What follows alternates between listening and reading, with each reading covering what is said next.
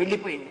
ఏమైపోతుందో తెలుసా అండి, మనసంతా రాగద్వేషాలతో నిండిపోతే ఏమైపోతుందంటే చెత్త బుట్ట కింద తయారైపోతే ఈశ్వరుడు సర్దుకోగలిగినంత సర్దుకుంటాడు, ఇలా ఇలా ఇలా ఇలాగా. ఆఖరికి ఏం చేస్తాడు, వాళ్ళందరూ వచ్చి అక్కడ కూర్చుంటే ఆయన పక్కకి వెళ్ళి వెళ్ళిపోతాడు. ఇప్పుడు లోపలందరూ ఎవరుంటారు, వాళ్ళు ఉంటారు రాక్షసులు, ఆయన బయటికి పోయి ఉంటాడు. అలా అయిపోయింది ఆ లంకాపట్టణం. కాబట్టి దీన్ని ఎవరు మార్చగలరు అని చతుర్నామే భగతి వానరాణాం మహాత్మనాం వాలిపుత్రస్య నీలస్య మమ రాజ్యస్య ధీమతః. ఈ లంకాపట్టణంలోకి నలుగురు వీరులు రాగలరు అని నాకు అనిపిస్తోంది. వాలిపుత్రస్య, వాలి యొక్క కుమారుడైన అంగదుడు, నీలస్య అగ్నిహోత్రుని యొక్క అంశలో జన్మించినటువంటి నీలుడు, మమ రాజ్ఞశ్చ నా రాజైనటువంటి సుగ్రీవుడు, మేము నలుగురం ఈ లంకాపట్టణంలోకి రాగలం, మిగిలిన వాళ్ళు రాలేరు. అయితే వీళ్ళు నలుగురు మాత్రమే రాగలరు తప్ప ఇంకా ఎవ్వరూ రాలేరని హనుమ చెప్పలేదు సుందరకాండలో. ఇంకా మీరు ముందుకెళ్ళి చూస్తే ఆయన ఇంకా కొన్ని పేర్లు చెప్పారు, వీళ్ళందరూ కూడా వస్తారని చెప్పారు. కాబట్టి ఎవరెవరు ఏ ఏ భక్తి తత్పరత కలిగినటువంటి వాళ్ళో ఈశ్వరుణ్ణి రాముణ్ణి బాగా అనుసరించగలిగినటువంటి ప్రజ్ఞాపాఠమునందు అధికులో వాళ్ళందరూ ఆయన అనుగ్రహంతో లోపలికి రాగలరు. అది ఏ ఏ మార్గములన్నది మీ ఇష్టం. అది భక్తి మార్గం కావచ్చు, కర్మ మార్గం కావచ్చు, జ్ఞాన మార్గం కావచ్చు. ఈశ్వర భక్తిని ప్రధానంగా చేసుకున్న వాళ్ళందరూ అంతర్ముఖులు కాగలరు, ఈశ్వరుడి వైపుకి అడుగు వెయ్యగలరు. కాబట్టి అనేన రూపేణ మయా నశక్యా రక్షసాం పురి ప్రవేష్టుం రాక్షసైర్గుప్త క్రూరైర్బలసమన్వితై. ఇక్కడ ఇంత బలంతో కూడుకున్న రాక్షసులు ఇన్ని వేల కోట్ల మంది విచ్చుకత్తులు పట్టుకు తిరుగుతుంటే నేను ఎలా లంకాపట్టణంలో ప్రవేశించి సీతమ్మను అన్వేషించగలను? కాబట్టి ఈ రూపంతో, అంటే ఇంత పెద్ద శరీరంతో లంకాపట్టణంలోకి వెళ్ళడం అన్నది కుదరనే కుదరదు. ఇది మహానుభావుడి యొక్క లక్ష్యశుద్ధి. ఇది మీరు గమనించవలసింది ఏమిటంటే కేవల కథాపరంగా వినకండి. అంత లంకని చూస్తూ ఆయన తన లక్ష్యాన్ని జ్ఞాపకంలో ఉంచుకుంటున్నారు. తాను వచ్చింది సీతమ్మ తల్లిని అన్వేషించడానికి. సీతాన్వేషణమునకు నేను ఎలా వెళ్ళవలసి ఉంటుంది, అందుకని బుద్ధిమతాం వరిష్టం తప్ప నేనెడితే, ఇప్పుడు ఆయన బలం ఆయనకి తెలుసు, నేను వెడితే మాత్రం ఏమవుతుంది? ఏం చేస్తారు ఈ రాక్షసులందరూ? వస్తారా? రాని అన్నవాడు వెళ్ళిన తరువాత, అలా వెళ్ళిన తర్వాత జయాపజయములు విధి నిర్ణీతములు. ఇన్ని కోట్ల మంది రాక్షసుల్ని మీరు బంధించే లోపల సీతమ్మ స్థానం మార్చేస్తే మీ అహంకారం, మీ బలం బానే ఉంది.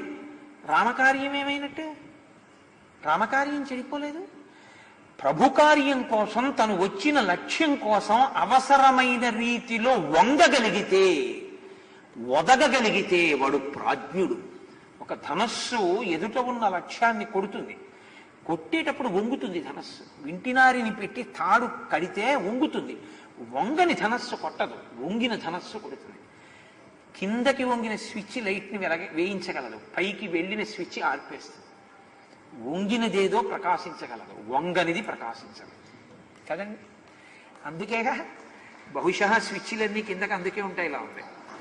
లేకపోతే వీళ్ళకి మార్గం తెలియదు, కిందకి వంగితే వెలుతురు వస్తుంది, పైకి ఎడితే ఆరిపోతుంది. వెలుతురు పోతుందని గుర్తిస్తే రోజు స్విచ్లు వేస్తారు కాబట్టి తలెత్తకుండా దించడం నేర్చుకుంటాడని అలా పెడతారేమో. అది స్విచ్ అనుకుని మనం వదిలేస్తే చేయరు. ఇవాంత విషమాం దుర్గాం లంకాం రావణ పాలితాం తాప్యాపి సమహాబాహు కింకరిష్యతి రాఘవ. అలా అనుకున్న వాడిని రాముడు మాత్రం ఏం చేస్తాడు? కాబట్టి ఇప్పుడు ఆయన విచారణ చేసి ఉగ్రౌజసో మహావీర్య బలవంతశ్చ రాక్షసాః వంచనీయా మయా సర్వే జనకీం పరిమార్గత. మీరిప్పుడు ఒకటి గమనించవలసి ఉంటుంది, సంప్రదించడానికి ఎవరు లేరు ఆయనకి. ఆయన ఓసారి ఈ విషయం ఓసారి సెల్లో మాట్లాడదాం ఉండు రాముడితో అనడానికి, అప్పుడు సెల్ ఫోన్లు, లేకపోతే పక్కన ఎవరో ఇంకో వానరుణ్ణి తెచ్చుకుని ఏం చేద్దామని మనం ఇక్కడ నువ్వు ఉండు నేను వెళ్ళి చూసి వస్తాను అసలు విషయం ఏమిటో అనడానికి మాట్లాడడానికి పక్కన మనిషి కూడా లేడు. అటువంటి స్థితిలో ఇంత దుర్భేద్యమైన లంకని చూసినప్పుడు భయం కూడా వేయచ్చు. అయ్యి బాబోయ్, ఇందులోకి మనం ఎలా పెడతాం, ఎందుకు వచ్చిన గొడవ, వెనక్కి వెళ్ళిపోయి అసలు ఇలా ఉంది పరిస్థితి అని చెప్పొచ్చేద్దాం. ఎందుకంటే మనం 100 యోజనములు ఇట్టే వెళ్ళిపోగలం కాబట్టి ఒకసారి వెంటనే వెనక్కి వెళ్ళిపోయి అసలు పరిస్థితి సమీక్షా సమావేశం ఒకటి పెట్టి చూసి మళ్ళీ రావడమో ఇంకో నలుగురిని పట్టరావడమో ఏదో చేద్దాం అనుకోవాలి కదా. ఆయన అలా అనుకోరు. కార్యసాధన యందు ఏం చేస్తే బాగుంటుందో ఆలోచిస్తారు. ఇది బుద్ధి. అందుకే ఎవరెవరు హనుమ పాదములను ఆశ్రయిస్తారో వారి వారికి లక్ష్యమును ఛేదించగలిగి లక్ష్యమును సాధించగలిగిన బుద్ధి వైభవం అబ్బుతుంది. కాబట్టి ఆయన అంటారు, లక్ష్యాలక్ష్యేణ రూపేణ రాత్రో లంకాపురీ మయా ప్రవేష్టం ప్రాప్తకాలం మే కృత్యం సాధయితుం మహత్. కనపడనటువంటి రూపంతో, అంటే ప్రయత్నపూర్వకంగా చూస్తే తప్ప కనపడకూడదు. ఇలా చూసినా అదే ఉందో పానిద్దాం అని పెద్ద దృష్టి దాని మీద పెట్టవలసిన అవసరం లేనంత చిన్న ప్రాణిగా మారిపోతాను. మారిపోయి రాత్రి వేళ లంకలోకి వెళతాను. రాత్రి వేళ లంకలోకి వెళ్ళి వెతుకుతాను. బాహ్యంలో రాత్రివేళ సీతమ్మని వెతకడం అంటే ఆయన ఉదయం బయలుదేరారు, ప్రదోష వేళకి లంకా పట్టణాన్ని శోధించడానికి వెళుతున్నారు ఆయన. రెండవ విషయం, అందరూ అప్పుడు నిద్రపోతూ ఉంటారు కాబట్టి వెతికి సీతమ్మ జాడ కనిపెట్టడం తేలిక. ఆంతరము చీకటి అంటే ఉన్న వస్తువు ఉన్నట్టు కనపడనటువంటి స్థితి. ఉన్న వస్తువు కనపడకపోవడం వల్ల వచ్చేటటువంటి లక్షణం భయం. యథార్థం తెలియకపోతేనే భయం, యథార్థం తెలిస్తే నిర్భయం. ఒక్కటే ఉంది అని ఎరుకలోకి వచ్చింది అనుకోండి, భయం ఎందుకు ఉంటుంది? రెండోది ఉంటే కదండి భయం. ఒక్కటే ఉందంటే ఇంకా భయం లేదు, భయరహిత స్థితి. రెండోది ఉంది భయం, అది మన జ్ఞాన చేస్తుందేమో. ఆ ఒక్కటే ఉందని తెలియకపోవడం చీకటి. ఒక్క ఆత్మయే ఉంది తప్ప అసలు ఇంకోటి లేదని తెలుసుకోవడం సత్యాన్ని తెలుసుకోవడం. భయంలోంచి నిర్భయంలోకి వెళ్ళాలి. తమసోమా జ్యోతిర్గమయ మృత్యోర్మా అమృతంగమయ. ఈ వెళ్ళడానికి చెప్పేటటువంటి ప్రక్రియ ఆంతరంగా చీకట్లో వెతకడానికి వెళ్ళడం, అజ్ఞానంలోంచి జ్ఞానంలోకి వెళ్ళడం అంటే సాధక ప్రవృత్తి. దీన్ని ఆవిష్కరించడం. కాబట్టి నేను చిన్న శరీరంతో వెడతాను, అలా వెడతానని నిశ్చయం చేసుకుని నమినస్యేత్ కథం కార్యం రామస్య విదితాత్మనః ఏకమేకస్య పశ్యేయం రహితే జనకాత్మజాం. సీతమ్మ తల్లి ఒక్కతే ఉండగా నేను జాగ్రత్తగా ఎదురు చూసి ఆవిడని నేను బాగా చూడడానికి మాట్లాడడానికి ఉన్న అవకాశం కలిగేంత వరకు నేను ఎదురు చూడాలి. అందుకే ఆయన మాట్లాడలేదు, ఉంగరం ఇవ్వలేదు. ఆవిడికి బాగా విశ్వాసము కుదరాలి. వేటుపడిన ప్రాణం అంటారు చూసారా, బాహ్యంలో సీతమ్మ తల్లికి ఎంత భయం పెరిగిపోయిందంటే ఆవిడికి ఎవరిని చూసినా అనుమానమే. సన్యాసి వేషంలో చెత్తుకుపోయినప్పుడు ఇంక ఎవరిని చూస్తే ఆవిడ అనుమానపడదండి. ఎవరొచ్చినా రావణుడైన భయం వచ్చేసింది ఆవిడికి. కాబట్టి ఇప్పుడు ఆవిడ బాగా నమ్మకం కలిగిన తరువాత ఉంగరం ఇవ్వకుండా ఉండడానికి కారణం అదే. అది అవతల వారి యొక్క హృదయాన్ని తాను బాగా అర్థం చేసుకుని ప్రవర్తించగలగడం. ఏమంటే రాముడి శిరస్సుని సృష్టించిన వాడు యుద్ధభూమిలో రాముడు మరణించి పడిపోయినట్టుగా సృష్టించగలిగిన వాడు మాయా సీతని సృష్టించి తీసుకొచ్చి వానరుల ముందు సీత యొక్క తల నరికేస్తే హనుమ అంతటి వారు నమ్మేశారు. యుద్ధకాండలో నమ్మేసి సీతమ్మ చచ్చిపోయిందని యుద్ధం అనేశారు అందరూ. ఇన్ని చేసిన వాడు రాముడు ఉంగరం సృష్టించలేడండి. ముందెళ్ళి రాముడి ఉంగరం ఇస్తే అవతల బారేస్తున్నాడు. చావతల మారువేషంలో వచ్చామని ముందు ఆవిడికి నమ్మకం కలిగాక ఉంగరం ఇవ్వాలి. అప్పుడు ఆ ఉంగరం యొక్క ప్రయోజనం సిద్ధిస్తుంది, లేకపోతే రామకార్యం భంగం అవుతుంది. ఇది బాగా అవతల వారి యొక్క స్థితిని గుర్తిరిగి ప్రవర్తించడం హనుమ యొక్క బుద్ధి వైభవం సుందరకాండలో. అది దానికి బీజం ఇక్కడ పడింది. ఎలా ఆలోచిస్తున్నారో చూడండి ఆయన. అందుకని ఆమె ఒక్కతేనే కలుసుకోవాలి. ఎలా కుదురుతుంది? అలా నేను కలవకపోతే ఏమవుతుంది? రామకార్యం భంగం అయిపోతుంది. రామకార్యం భంగం అయిపోయిన నాడు నా ఎందు ఎన్ని విభూతులైనా ఉండొచ్చు, నేను ఎంత గొప్పవాడినైనా అవ్వచ్చు. ఎవరికి కావాలి? భూతాశ్చాద్దాహ విపద్యంతే దేశకాల విరోధితాః విక్లవం దూతమాసాద్యాతమ సూర్యోదయే యథా అర్ధానర్ధాంతరే బుద్ధిర్నిశ్చితాపిన శోభతే ఘాతయంతి కార్యాణి దూతాః పండితమానినః. సూర్యోదయం అవగానే చీకట్లు ఎగిరిపోయినట్టు తాను చాలా గొప్పవాణ్ణనుకుని అతిశయంతో ప్రవర్తించినటువంటి దూత వలన ప్రభు కార్యం భగ్నమైపోయిన తర్వాత అటువంటి వాడు ఎంత పండితుడైతే ఎవడికి కావాలి, ఎంత సమర్థత ఉన్నవాడైతే ఎవడికి కావాలి. అలా కాకుండా ఉండాలంటే నేను ఒదిగి ఒదిగి జాగ్రత్తగా ఆలోచించి కార్యాన్ని సాధించవలసి ఉంటుంది అనుకుని సూర్యే చాస్తం గతే రాత్రౌ దేహం సంక్షిప్య మారుతి వృషదంశకమాత్ర సన్ బభూవా అద్భుత దర్శన. ఇప్పుడు సూర్యే చాస్తం గతే రాత్రౌ ప్రదోష వేళ అని గుర్తు. ఫాల్గుణ శుద్ధ త్రయోదశి కాబట్టి పండు వెన్నెల పౌర్ణమికి ముందు కదండి. అందుకని మనం పౌర్ణమికి వచ్చాం. సుందరకాండ ఇంచుమించుగా మన ప్రమేయం లేకుండా అలాగే ప్రారంభమైంది. త్రయోదశి చతుర్దశి తిథుల్లోకి వచ్చింది. ఇప్పుడు ఆ వెన్నెలలో నేను సీతమ్మను అన్వేషిస్తానని ప్రదోష వేళలో హనుమ బయలుదేరారు. బయలుదేరినప్పుడు దేహం సంక్షిప్య మారుతి, తన శరీరాన్ని బాగా చిన్నది చేసేసుకున్నారు. ఎంత చిన్నది చేసుకున్నారు? వృషదంశకమాత్రస్సన్, పిల్లి పిల్లంతా చేసుకున్నారు. అద్భుత దర్శన, అద్భుతమైన దర్శన శక్తితో వెళుతున్నారు. పిల్లికి 2 లక్షణాలు ఉన్నాయి. ఒకటి, పిల్లి నడక తెలియదు. లోకంలో నడక తెలియని ప్రాణి పిల్లి ఒకటే. నడక తెలియదంటే దానికి నడవడం తెలియదని కాదు, అది నడుస్తోందని మనకి తెలియదు. ఎందుకో తెలుసా అండి? దాని పాదముల యందు మాంసపు ముద్దలు ఉంటాయి. అందుకే వీడిది పిల్లి నడకరా, ఎటు నుంచి వచ్చాడంటారు. చప్పుడు అవదు. పిల్లి వస్తూ ఉంటే అస్సలు చప్పుడు అవ్వదు. గమనం ఉంటుంది, కదలిక ఉంటుంది, నడుస్తుంది. కానీ నడుస్తోందని తెలియబడదు. అన్ని ప్రాణులకి కనపడనప్పుడు దానికి బాగా కనపడుతుంది. ఈ 2 లక్షణాలు ఉన్నది పిల్లి.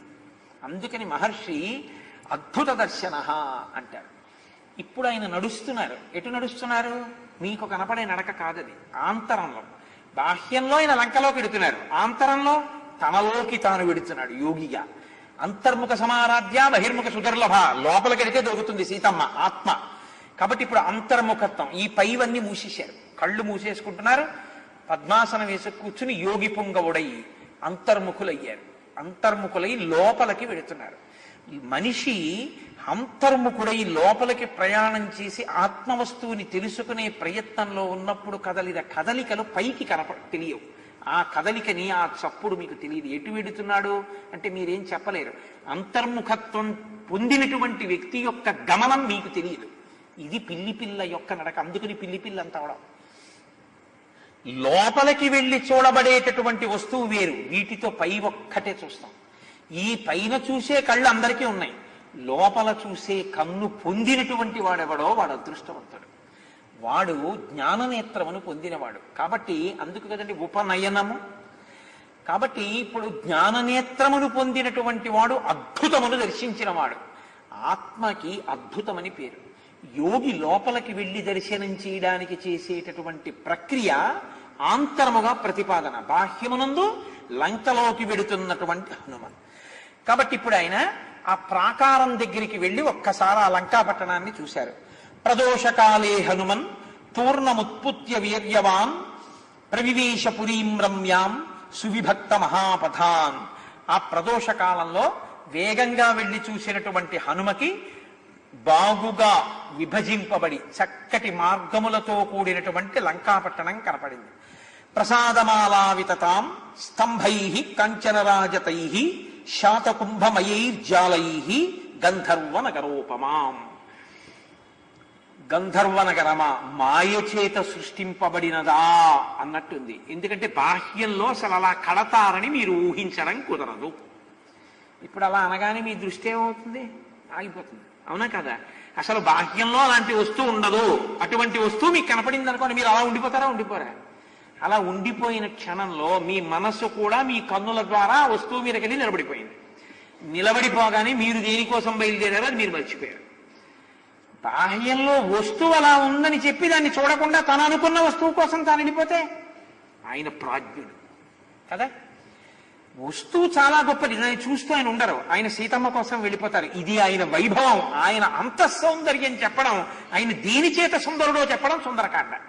బాహ్య సౌందర్యము అంతఃసౌందర్యములకు ప్రతిబంధకంగా నిలబడలేకపోయింది.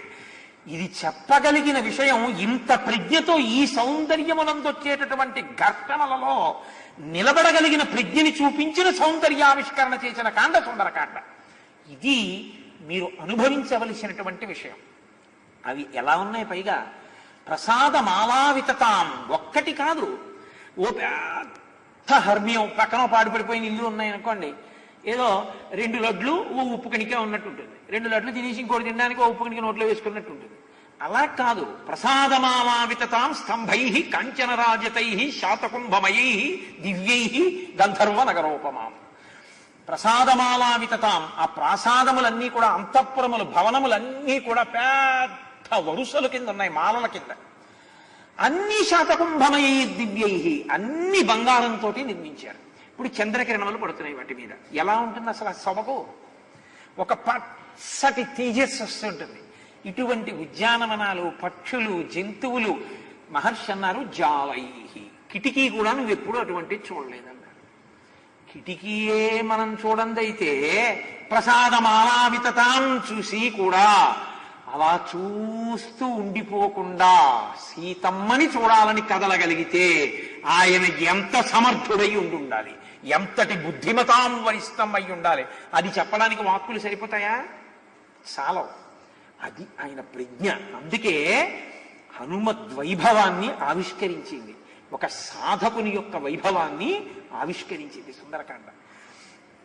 గంధర్వనగరోపమాం సప్తభౌమాస్త భౌమైశ్చ సదదర్శ మహాపురీం తలై స్ఫటిక సంకీర్ణై కార్తస్వర విభూషితై. 7 అంతస్తుల మేడలు, 8 అంతస్తుల మేడలు. ఈ మేడలన్నీ బంగారముతో కట్టబడి అక్కడ ఉండేటటువంటి భూమి, ఆ నేల కేవలముగా ఏదో సిమెంటుతోటో ఇసుకతోటో మట్టితోటో చేసింది కాదుట. స్ఫటిక మణులు తీసుకొచ్చి స్ఫటిక మణులతో నేల చేశారట. అసలు శుద్ధ స్ఫటికానికి ఉండేటటువంటి శక్తి, శ్రీకాళహస్తిలో శుద్ధ స్ఫటిక లింగమును, రామేశ్వర క్షేత్రంలో ప్రతిరోజు తెల్లవారుజామున శుద్ధ స్ఫటిక లింగాన్ని తీసుకొచ్చి పెడతారు. మీరు ఎప్పుడైనా చూశారో లేదో. బాగా చీకట్లో వెళ్ళాలి, సూర్యోదయం అయితే ఇంకా పూజ చేస్తారు. అది ఒక్క చీకట్లో బ్రాహ్మీ ముహూర్తంలో చేస్తారు. ఇంత పెద్ద స్ఫటికలింగం ఉంటుంది, శుద్ధ స్ఫటికం. అది స్ఫటికం గురించి తెలుసున్న వాళ్ళు పట్టుకుంటారని ఒక ప్రయోగం చేస్తారు. అది శుద్ధ స్ఫటికలింగము అని మీరు అనుభవించాలి అని ఆ శివలింగాన్ని అక్కడ పెట్టి ఏం చేస్తారంటే ఒక ఎర్రటి పువ్వుని తీసుకొచ్చి ఆ లింగం వెనక పెడతారు. అది మీరు చూడాలి. అప్పుడు ఆ స్ఫటికలింగం దగ్గరికి వెళ్ళినప్పుడు అది చూడగలిగిన ప్రజ్ఞ ఉంటేనే అనుభవిస్తాడు, లేకపోతే మీకు తెలియదు అది ఏం చేస్తున్నారో. ఎర్ర పువ్వు ఇలా పెడతారు, వెనక పెడితే మొత్తం శివలింగం ఎరుపైపోతుంది. పువ్వు తీసేస్తారు, ఒక పచ్చటి పువ్వు పెడతారు, శివలింగం అంతా పసుపు అయిపోతుంది. మళ్ళీ తీసేస్తారు. ఓ ఆకుపచ్చటి పువ్వు, నీలం పువ్వు ఇలా చూపిస్తారు, మొత్తం శివలింగం నీలం అయిపోతుంది. శుద్ధ స్ఫటికానికి ఉన్న లక్షణం ఏమిటో తెలుసా అండి? ఏ రంగుతో కూడిన చిన్న పదార్థం దాని మీద ఇలా పెడితే ఆ రంగులో అది కనపడుతుంది. అందుకే స్ఫటికలింగారాధనం జ్ఞానాన్ని ఆవిష్కరిస్తుంది. అసలు బ్రహ్మము స్ఫటికంలా ఉంటుంది, అందులో ఏముండదు, శుద్ధ సత్వం తెల్లగా ఉంటుంది. అందుకే పరమశివుడు తెలుపు. మీరు ఏది తీసుకొచ్చి నామరూపాలుగా పెడితే దానిగా ఆయన కనపడుతుంటాడు, కానీ ఆయన తనంత తానుగా శుద్ధ స్ఫటికం. ఒక్క స్ఫటికానికంత శక్తి ఉంటే ఇటువంటి శుద్ధ స్ఫటిక మణులు వాడు ఎలాగ మహానుభావుడు, ఆ విశ్వకర్మ ఎలా నిర్మించాడో ఆ శుద్ధ స్ఫటిక మణులతో నేల తయారు చేశారు అక్కడ.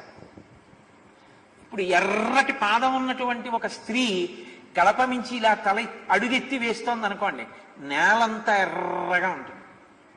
కాళ్ళకి పసుపు రాసుకున్నటువంటి స్త్రీ పాదం ఇలా ఎత్తింది అనుకోండి, ఆ పసుపు రంగంతా పడుతుంది. పైనంతా బంగారం, నేలంతా స్ఫటికం. మణులేమో అన్ని స్తంభాలకి పొదిగారు, బయట స్తంభాలకి. ఇప్పుడు చంద్రకాంతులు పడుతున్నాయి, ఇంద్రధనస్సు లేచినట్టు కాంతులు లేస్తూ ఉంటాయి. స్ఫటికంతో నేలుంది. ఇది శ్లోకం కాదు, మీరు అనుభవించండి ఒక్కసారి. అలా నేను ఎన్ని శ్లోకాలకి చెప్తాను? నేను అన్ని శ్లోకాలకి చెప్పడం ఒక్కనాటికి సాధ్యం కాదు. నేను కొన్ని అందించగలనంతే. అది నేను అనుభవించినటువంటి చాలా తక్కువ స్థాయిలో. కాబట్టి ఇప్పుడు అసలు మీరు ఒక్క భవనం వంకి ఇలా చూశారనుకోండి, అంతే. అబ్బా, ఆ కిటికీ చూడు, ఆ నేల చూడు, ఆ పై ప్రాకారం చూడు, ఆ మణులు చూడు, ఆ స్తంభం చూడు, ఆ అరుగు చూడు అని ఉండిపోతారు. ఇప్పుడు ఆయన ఏం చేశారంటే ప్రసాదమాలా వితతాం స్తంభై కాంచనరాజతై శతకుంభమయై దివ్యై గంధర్వ నగరోపమాం అని దాటిడిపోతున్నారు. ఇవన్నీ నాకు అక్కర్లేదు, సీతమ్మ కాదుగా నాకు వద్దన్నారు. నయితి నయితి నయితి. ఇది సాధకుడి లక్షణం. పైకి లంకా వైభవం, పక్కన హనుమత్ వైభవం. 2 వైభవాల్ని ఏకకాలంలో నడుపుతున్నారు మహర్షి. ఈ ఇద్దరికి మధ్యలో అద్భుతం సీతమ్మ వైభవం. కనపడక రామనామ వైభవం, రామకథా వైభవం. ఇన్ని వైభవాలు కలిపి వండిన కూర సుందరకాండ. అది ఏమి రుచి, ఏమి రుచి, ఏమి రుచి, ఏమి రుచిరా శ్రీరామ నీ నామం ఏమి రుచిరా. ఏమి రుచిరా అంటే రామాన్ని రాసుకున్న 4 మీద పెట్టుకుంటే ఉంటుందా అండి అని అడగకూడదు. రుచి అంటే నాలుక తెలుసుకునేటటువంటి రుచి దీన్ని పోషిస్తుంది. ఆ కథ, రామ కథ, రామనామంలో ఉన్నటువంటి వైభవం అర్థమైతే దీనిలో ఉన్న ఆత్మ పోషింపబడుతుంది. ఆ రుచి నాకు అందింది రామా, ఇది శ్రీరామ నీ నామం ఎంత రుచిరా. తప్ప రామనామం కాగితం మీద రాసుకుంటే నాలుగు మీద వేసుకుంటే రుచిగా ఉంటుందని కాదు దాని అర్థం. కాబట్టి మహర్షి అంటారు, అచింత్యామద్భుతాకారం దృష్ట్వాం లంకాం మహాకపి ఆసీద్ విషణ్ణో హృష్టశ్చ వైదేహ్యా దర్శనోత్సుక. ఆయన అంత గొప్ప లంకాపట్టణాన్ని చూసి విషాదం పొందారు. సీతమ్మ తల్లి దర్శనం అవుతుందని సంతోషం పొందారట. ఏమిటండి అది? తిరగేసిన లేదు శ్లోకం. అంత గొప్ప లంకని చూసి సంతోషాన్ని పొందాలి. అమ్మో ఇందులో ఎక్కడుందో బాబోయ్, ఇంత పెద్ద పట్టణంలోని దిగులు పొందాలి. ఇక్కడ సీతమ్మ ఎక్కడుందో వెతకాలి, సంతోషం పొందారు. ఈ లంక ఇంతలా ఉందేమిటి, దిగులు పొందారు. అంటే దిక్కుమాలిన లంక బాహ్య సౌందర్యమే కానీ లోపల ఉన్నవాడికి బుద్ధి లేదురా. బుద్ధి ఉండి ఉంటే నా రామచంద్రమూర్తికి కీర్తి గణించి ఇక్కడ నా రామచంద్రమూర్తిని ఆరాధిస్తే ఎంత బాగుండేదో. మీరు ఒక మంచి ఇంటికి వెళ్ళారనుకోండి, ₹1,00,00,000 పెట్టి కట్టారండి, ఏమిటో తెలియదు, కాస్త సిరాజల్లేసి మడతట్టేసి విప్పేస్తే ఏమిటి వస్తుంది దాని మీద బొమ్మ అంటే నేనేం చెప్పలేను, ఏదో బొమ్మ వస్తుంది. అలాంటి ఫోటోలన్నీ ఉన్నాయనుకోండి, ఏమిటండి అది మీరు అడిగారనుకోండి, నాకు తెలియదండి, ఆ మోడర్న్ పెయింటింగ్ ఏమీ అర్థం కాదు కాబట్టి ఆ మాట ఉంటే గొడవ వదిలిపోతుంది. 35,000 అండి ఒక్కొక్కటి అన్నాడు అనుకోండి. ఇప్పుడు మీరు అలా తల తిప్పి చూసి ఇవన్నీ కలిపి దగ్గరగా 25,00,000. అరే రే, ఇక్కడ పట్టాభిషేకమైనటువంటి సీతారామచంద్రమూర్తి దివ్యమైనటువంటి మంగళప్రదమైన మూర్తి ఒక్కటి ఉంటే ఎంత బాగుండేదో అని దిగులు మీకు కలిగిందనుకోండి. ఆ దిగులు మీరు పొందితే మీరు ఉత్తముడు, ఈ దిగులు పొందలేకపోయిన వాడు దౌర్భాగ్యుడు కదూ. ఎవరికి కావాలి ₹1,00,00,000 పెట్టి కడితే? సీతారాముల ఫోటో లేని ఇల్లును, వాళ్ళ నాన్నగారి ఇల్లు ఫోటో లేని ఇల్లు, వాళ్ళ అమ్మగారి ఫోటో లేని ఇల్లు ఇల్లే, ఇంకో మాట మీరు వెళ్ళకూడదు కదూ. ఎవరికి కావాలో అంటారు. ఇది దిగులు. ఇక్కడ సీతమ్మ ఉంది, ఫేసింగ్ ది ఛాలెంజ్ అంటారు చూసారా. ఇటువంటి నీచుల మధ్యలో ఉండిపోయిన నా తల్లిని అన్వేషించి పట్టుకుని తీసుకెళ్లిపోయిన రాముడితో కలిపేయాలి. ఇక్కడ నా తల్లిని ఉంచకూడదు, ఇది నేను సాధించాలి, కాబట్టి నేను తొందరగా బయలుదేరాలి. ఇది ఆయన ఉత్సాహం. బాహ్య సౌందర్యాన్ని తిరస్కరించగలగడం, అంతఃసౌందర్యం పట్ల ఆభిముఖ్యం కలగడం, ఇది సాధకుడి యొక్క ఐశ్వర్యం. ఇది ఆవిష్కరించడం సుందరకాండ. ఏవి సుందరకాండ అండి, అద్భుతం కాదు. కాబట్టి చంద్రోపిశాచవ్యమివాస్య కుర్వన్ తారాగణైర్మధ్యగతో విరాజన్ జ్యోత్స్నావితానేన వితత్యలోకం ఉత్తిష్టతే నైక సహస్రరశ్మి.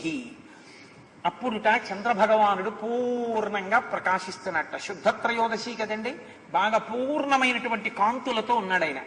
సాచివ్యం చేయడానికి వచ్చాడా అన్నట్టుగా ఉన్నట్ట. అంటే నేను మీతో అన్నానుగా, ఎవరున్నారు హనుమకి? ఈశ్వరుడు ఎప్పుడూ ఉంటాడు. ఆ చంద్రుడు భగవానుడు. భూరంభం శనలోలిలోంబర మహార్నాదో హిమాంసు పుమాన్ నిత్యాభాతి చరాచరాత్మక విధం ఎస్యైవ మూర్త్యస్తకం అంటారు శంకర భగవత్పాదులు. అష్టమూర్తులుగా ఉండేవాడు పరమశివుడు. ఆ చంద్రుడు ఈశ్వరుడే, పరమశివుడే. ఇప్పుడు భగవంతుడే సాయంగా ఉన్నాడు. భక్తుడు ఒక్కడే ఉండిపోవడం ఎప్పుడు ఉండదు. భక్తుడికి ఎప్పుడూ పక్కన పరమేశ్వరుడు ఉంటాడు. ఆయన ఒక్కరే ఉన్నారండి అని ఎప్పుడు అనకూడదు. ఆయనతో పాటు ఎవరున్నారో ఆయనకి తెలిసి, నీకు తెలియదు ఆయన ఒక్కడే ఉన్నాడని నువ్వు అనుకుంటున్నావు అంతే. కాబట్టి ఆయనకి సాచివ్యం చేయడానికి, అంటే ఈ చీకట్లో వెతుకుతున్నటువంటి హనుమకి ఏది ఏ వస్తువో స్పష్టంగా తెలియచెయ్యడానికి రావణుడు నిగ్రహించలేని రీతిలో చంద్రుడు ఆకాశంలో ప్రకాశించి వెన్నెలలు కురిపించి సాయం చేస్తున్నాడు. శంఖప్రభం క్షీర మృణాళ వర్ణం ఉద్గచ్చమానం వ్యవభాసమానం దదర్శ చంద్రం హరిప్రవీర పోప్లూయమానం సరసీవ హంసం. అబ్బా ఏమి విశేషణాలు వేస్తారో మహర్షి. తెల్లటి పాలు ఎలా ఉంటాయో, తెల్లటి పాలు ఏమిటి, పాలలా తెల్లగా, తెల్లటి పాలు అనకూడదు, నల్లటి పాలు కూడా ఉంటాయి. పాలలా తెల్లగా, తామర తూడులా పైకి వచ్చి ప్రకాశిస్తున్నటువంటి ఆ చంద్రబింబం నీటిలో ఈదుతున్నటువంటి హంసలా ఉన్నట్ట. ఎందుకని మీరు చూడండి, చంద్రుడు కదులుతున్నట్టు ఉండదు. మీరు అలా చంద్రబింబం వంక చూస్తున్నారు అనుకోండి, అలా మేఘాలు అవి వచ్చి వెళ్ళిపోతుంటాయి. ఆయన ఏదో నీటి మీద తేలుతూ ఈదుతున్నవాడు ఎలా ఉంటాడో, ఆకాశంలో మేఘమండలంలో విడుతున్న చంద్రుడు అలా ఉంటాడు. అది ఇక్కడ అనుభవించిన వాడి నోటి వెంట వచ్చేటటువంటి కవిత్వం. మహానుభావుడు వాల్మీకి మహర్షి అంటే మాటలండి. కాబట్టి పోప్లూయమానం సరసీవ హంసం, ఆయన మనోహరమైనటువంటి రీతిలో సరస్సులో ఈదుతున్నటువంటి తెల్లటి హంస ఎలా ఉంటుందో అలా ఉందిట ఆ చంద్రబింబం. ఆ చంద్రుని యొక్క వెన్నెలలే హనుమకి ఉపశాంతి కారకం. చల్లబడుతోంది అని గుర్తు. కథ చల్లబడుతోందంటే సీతమ్మకి మంగళం, రాముడికి మంగళం. భగవద్భక్తుడైన వాడికి భగవంతుడు ఇప్పుడూ సహకరిస్తూ ఉంటాడు. కాబట్టి ఇప్పుడు ఆయన లంకాపట్టణంలోకి ప్రవేశించాలి అని నిర్ణయం చేసుకున్నారు. ఆసాద్య సహసా హృష్ట ప్రాకారమభివేదివాం విస్మయా విష్ట హృదయ పురీమాలోక్య సర్వత వజ్రస్ఫటిక ముక్తాభి మణికుట్టిమ భూషితై తప్తహాటక నిర్యూహై రాజతామల పాండురై. ఆయన ఆ ప్రాకారం నుంచి లంకాపట్టణంలోకి చూశారు. చూస్తే ఎక్కడ చూసినా కూడా విస్మయాన్ని కలిగించేటటువంటి రీతిలో ఉన్నాయి ఆ వీధులన్నీ కూడా. జంబూనదమయైర్ ద్వారై, ద్వారములంటే తలుపులు. తలుపు అన్న తర్వాత ఎక్కడో అక్కడ ఓ కొయ్య తలుపు కనపడాలి కదండి, దిక్కుమాలింది. తలుపు అన్న తర్వాత బొత్తిగా అసలు ఒక్కటి కొయ్య తలుపు లేకపోతే, ఆయన అన్నారు ద్వారములన్నీ బంగారమే. ఒక్క ఇల్లు, తెల్ల రేషన్ కార్డు ఇవ్వవలసిన ఇల్లు అక్కడ లేదు. అంటే అన్ని బంగారు తలుపులే. అంత గొప్ప ఐశ్వర్యవంతమైనటువంటి నగరం. ఇందులో బాహ్యంలో, ఆంతరంలో అంత దరిద్ర నగరం. ఎందుకని? అన్ని తప్పు పనులు అదే కేంద్రంగా జరుగుతూ ఉంటాయి. వజ్రస్ఫటిక ముక్తాభి మణికుట్టిమ భూషితై తప్త హాటక నిర్యూహై రాజతామల పాండురై. వజ్రములు, స్ఫటికములు, ముత్యములు, మణులు మొదలైనటువంటివి గచ్చులో కూడా, నేల మీద, స్తంభాలలో, గోడలలో పొదిగారు. దక్షారామంలో చీకటి కోణం అని ఒకటి ఉంటుంది. మీరు దర్శనం చేస్తున్నప్పుడు శివలింగం దగ్గరికి వెళ్ళేటప్పుడు మూల భాగం దగ్గర చీకటి కోణం అని ఉంటుంది. అది ఒకప్పుడు లైట్లు ఉండే ఒక గోడలకి వజ్రాలు, వైఢూర్యాలు, మణులు పొదిగారు. అది వెడుతున్నప్పుడు చీకట్లో మణులు ప్రకాశిస్తుంటే మణుల కాంతిలో ప్రదక్షిణం చేసేవారు. సరే, ఆ తర్వాత ఎత్తుకుపోయే వాళ్ళు వచ్చారు, గుణపాలు పెట్టుకొట్టి ఎత్తుకుపోయారు. ఎత్తుకుపోతే అది నిజంగా చీకటి కోణంగానే మిగిలింది. కాబట్టి అక్కడట గోడలు, స్తంభాలు, నేల అన్నీ కూడా ఈ వజ్ర, వైఢూర్య, స్ఫటిక, ఇంద్రనీల మణులు తాపడం చేయబడి ఉన్నాయిట. ఇది ఎంత గమ్మత్తుగానో ఉంది. ఆ శిల్పకళా వైభవం అది ఏం సామాన్యంగా ఉంటుంది అని మీరు ఊహించవద్దు. ఎందుకంటే ఆ లంకాపట్టణం నాటికి అలా ఉండడం కాదండి. ఇప్పటికేమిటి అసలు భారతదేశాన్ని మించినటువంటి విజ్ఞాన గని మీకు ఇంకొకటి కనపడదు. లేపాక్షి దేవాలయం యొక్క పై కప్పంతా కూడా హ్యాంగింగ్ పిల్లర్ మీద నిలబడింది. అంటే ఆ స్తంభం నేల మీద ఆనదు. మీరు కాగితాన్ని స్తంభం కింద నుంచి తీస్తే ఆ స్తంభం కింద నుంచి కాగితం వెళ్ళిపోతుంది ఇటు నుంచి అటు. కాబట్టి అది వేలాడుతుంటుంది. ఆ స్తంభం వేలాడుతున్న ఒక్క స్తంభం మీద మొత్తం కప్పంతా నిలబడింది, దేవాలయం కప్పు. దాన్ని ఒప్పుకోలేదు బ్రిటిషర్స్. బ్రిటిష్ వాళ్ళు ఈ దేశంలో పరిపాలిస్తున్నప్పుడు ఇది అబద్ధం, అలా స్తంభం మీద పైకప్పు నిలబడదు. భూమి మీద స్తంభం లేనప్పుడు ఆ స్తంభం మీద పైకప్పు ఉండదు. Civil engineering will not agree with this అన్నారు. అని ఆ స్తంభాన్ని కొడతామన్నారు. కొడతామంటే స్థానికులు భక్తి వాళ్ళు అంగీకరించలేదు. కొద్దిగా కదిపి చూస్తాం పోనీ అని చెప్పి, ఇప్పటికి రికార్డ్స్ ఉన్నాయండి లేపాక్షిలో, ఆయన పేరుతో సహా ఉంది, ఆ కదిపిన ఆయన పేరుతో సహా వచ్చి ఆ స్తంభాన్ని గుణపాలు పెట్టి కొద్దిగా పక్క కొట్టారు. ఇక్కడున్న స్తంభం ఇలా కదిలిందో అంగుళం, పైకప్పంతా కిందకి దిగింది. అలా ఎలా నిర్మాణం చేశారన్నది అంత గొప్ప దేశం అని ఇవాళ మనందరం ఆదర్శంగా తీసుకునేటటువంటి బ్రిటన్కి ఆనాడు తెలియదు. అది ఈ దేశపు సామర్థ్యం. మన దరిద్రం ఏంటంటే మన దేశానికి ఏమీ తెలియదు అనుకుని వ్యాలంటైన్స్ డే ఇంపోర్ట్ చేసుకునేటటువంటి దౌర్భాగ్యానికి మనం దిగజారిపోతాం.